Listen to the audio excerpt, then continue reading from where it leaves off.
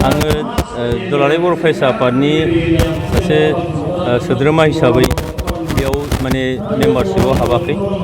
बेयाव जोङो सोमावसारग्रा हान्जा स्टेक हल्डार हिसाबै इनक्लुडिं एबसु होननानै बेयाव सुक्तियाव लिरनाय दं आरो बेबायदि हयथ' भारत सरकार आसाम सरकारा दिनै 3.1 जे दफा दङ बे दफा बायदियै मोनसे कमिसन दाना होदों जे गामि सोनाय दाननाय आरो समस्ति दाफामफिननायनि जे बाथ्रा दा बेयाव खैसार दं होननानै बुंनायखौ आङो फोथायनो हायाखै।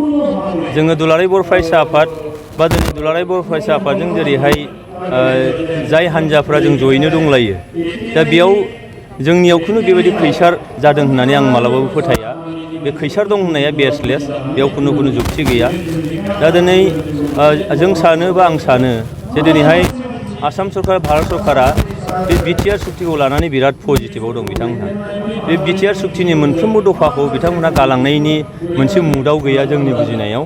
बिथांमोना जिथु मोनसे टाइम बाउन्ड सम खानानै होदों जे भारतनि नखर मन्थ्रिया जे दाख्लै 20 अक्ट'आव आसामनि चिफ मिनिस्टार आरो सर्बानन्द सन'वाल लोगोसेयैनो फाइनान्स एजुकेसन आरो health minister doctor Himanta Biswa शर्माखौ लेंहरनानै जे मास मोनसेनि गेजेरावनो दफाफोरखौ मावफुंनांगौ बा महर होनांगौ आरो बेबायदि दिनै बिथांमोना मावनो थाखाय रेडि आरो बेखौ जोङो मेगनजों नुगासिनो दं, जोङो मिडियानि गेजेरजों नुगासिनो दं, गाव गावनो बिजिरनो हागासिनो दं। दा बेखायनो दिनै आं सानो जे बे जिथु खामानियाल'सो जानांगौ दा बेनिखायनो बेयाव जों थानाय सोरबा थानाय बे बाथ्रायानो जानो नाङा।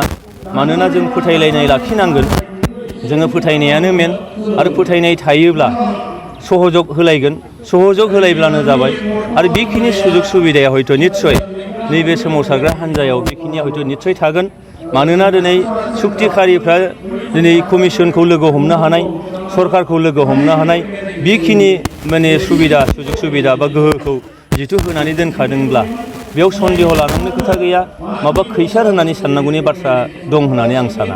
साननांगौआ बेनो जे बिटिएडि सुक्तियाव गासै 92था गामिया डिसपिउटेड गामि जानानै थादों। दिनैहाय 17 बोसोर जाबाय बिटिएडि सुक्ति जानाया।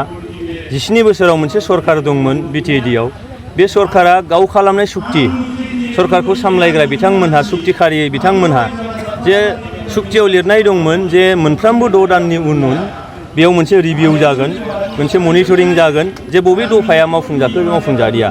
दा होमबा जों नुयो जे 6 दाननि उन जुदि मोनसे मिटिं जिरायनांगौमोनब्ला होमबा दिनै 17 बोसोराव 34 खेब जिरायनांगौमोन। दा जोङो बेयाव रायजो राजाफ्रा बुंनो हानाय नङा खोमा खेबसे मिटिंखौनो जिरायखोना जिरायदिया। दा होमबा बे 92था जे डिसपिउटेड गामि, जे गामिफोरा नोङो हाबनो हाथावथाव मोनसे बिनि क्राइटेरिया मिलायनाय हयथ' बिदिबो थागोन। दा बे गामिफोरखौ दिनै बे 17 बोसोराव खुनु नोङो माने सावरायनाय जायाखिसै, दांनाय जायाखिसै, सुबिदा मोनसे होनाय जायाखिसै। दिनै जों नुबाय बिटिआर सुक्ति जाखांनानै जे जायफोरा सुबुंफोरा थांनाय बे 17 बोसोराव गामि सोनायनि सुबिदा दंमोनब्लाबो 95 डिसपिउटेड गामिखौ जेबो दांबोआखिसै। दा बिथांमोनानो दिनै बुंगासिनो दं जे बिटिएडिनि हाबखानाय जाय ओनसोला नोङो ट्राइबेल बेल एन्ड ब्लकआव गोग्लैयो बे माने सिमा ओनसोलनि गामिफोरखौ दानजागोन आरिगोन बिदिनो पिआर साइक'सिस मोनसे खालामबाय थादों। नोंथांमोना थानाय नंला, बैबो थानाय नंला, गेजेराव दानख'सिगोन, बिटिएडि एबा बिटिआरआ दखर दाखार जासिगोन, बिदिनो सेटेलाइट बायदि जासिगोन बायदिसिना खोथा बुंदों।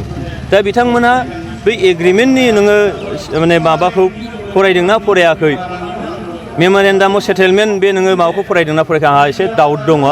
फरायनानै मोजां बुजिदोंना बुजियाखै आंहा डाउट दङ। आरो बुजिदोंब्लाबो बिथांमोना राजनितिक सार्थआव राजखान्थियारि माने मुलाम्फानि थाखाय बे बाथ्राखौ हयथ' निस्सय बुंदों, नाथाय बिदिजों हयथ' मुलाम्फा जानाय नङा। दरसेबो गामिया दानजानायनि बाथ्रा गैया, बेयाव गामि सोनायनिसो बाथ्रा जिथु सोमावसारग्रा हान्जा सुक्तिखारिफ्रा बुंनाय जादों। दा बेनिखायनो रायजो राजाफ्रा जोङो बाथ्राखौ बुजिनानै लानांगोन जे सोरबायदि मानसिफ्रा बुंदों। आरो दिनै गामि दाननाय सोनायनि बाथ्रा बुङोब्ला कमिसन मोनसे दानानै होबाय, कमिसनासो जिथु दानगोनब्ला जेराव गामि दाननाय गामि सोनायनि बाथ्राखौ हाइकर्ट सुप्रिम कर्टआनो खालामनो हायाखैब्ला सोरबा बेक्तिया खालामनो हागोन, बे बोरै जायो? दा बेखौ दिनै जोंनि रायजो राजाफ्रा जाहाथे बुजिनानै नायो, आं बेखौनो खावलायबाय। बेयाव नायनांगौआ बेनो जे बिथांमोना थांनाय 2014निफ्राय गामि दानख'नो होननानै हाइकर्ट खालामबाय, नाथाय हाइकर्टआ जेबो राय होनो हायाखिसै आरो बेखौनो चेलेन्ज खालामनानै आरोबाव सुप्रिम कर्टआव थांबाय। सुप्रिम कर्टआबो जेबो बेयाव राय होनो हायाखिसै। मानो?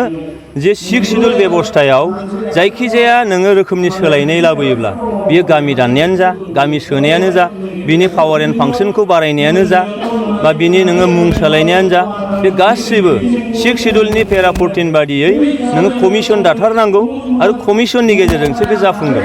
दा थांनाय गोलाव समाव बिथांमोना केस होनानै बिथांमोना जेनदों, खुनु खालामनो हायाखै। दिनै बिटिआर सुक्तिखौ खालामग्रा दैदेनगिरि सोमावसारग्रा हान्जाफ्रा दिनै मोनसे सुबिदा लानानै फैदों जे गामि सोनाय आरो गामि दाननायनि बाथ्रा। दा बेयाव बिथांमोनहा जे माने गामि दाननो थाखाय बिराद मोनसे नारा-नाथा नाजाबाय थादों बा बाथ्रा खोथा बुंबाय थादों, खामानि मावबाय थादों। जोंनि सुक्तिया एखेबारे रोखाथार जे गामि हाबनांगौबा थाखानाय जे सिक्स शिड्युल दंमोन जे बेजों नांजाबनाय गामिफोरा माने मेजरिटि ट्राइबेल थानाय माने ओनसोलफोरा गामिफोरा हाबगोन आरो दानजानांगौ जायोब्ला ट्राइबेल माने बेल आरो ब्लकआ बे दानजाया, जेनारेल ओनसोला दानजागोन, नाथाय बेयावबो बिथांमोनहा नन ट्राइबेला मेजरिटि जानांगोन, अब्लासो दानजानो हागोन। बेखौ रोखायैनो बुंनाय दङ। ओंखारनो लुबैनायफ्रा कमिसनाव एप्लाइ खालामगोन आरो ओंखारा होननानै बुंग्राफ्रा बे एखे गामियावनो थाखागोन। निस्सय बिथांमोना जों ओंखारा होननानै बुंगोन।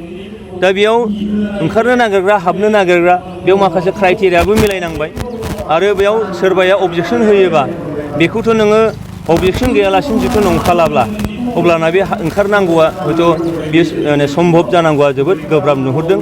दा बेनिखायनो दिनै आरो मोनसे समस्या दंबावो जे नोङो सोमावसारग्रा हान्जानिफ्राय जोंनि दैदेनगिरिफ्रा जे दिनै बर' जेंनाखौ सुस्रांनो थाखाय खेबसेनो मोनसे नाजानाय जादों भारत सरकारा, आसाम सरकारा, आरो बे सुबिदाखौ जिथु होदों जेला आरो बेयाव बर' माहारिया जेरावखि थायाथों मानो बर' माहारिफोरा नैबे सुक्तिनि गेजेरजों गोजोरै मोनसे जेंना सुस्रांजानांगौ बेखौ सुबिदा होदोंमोन जेला।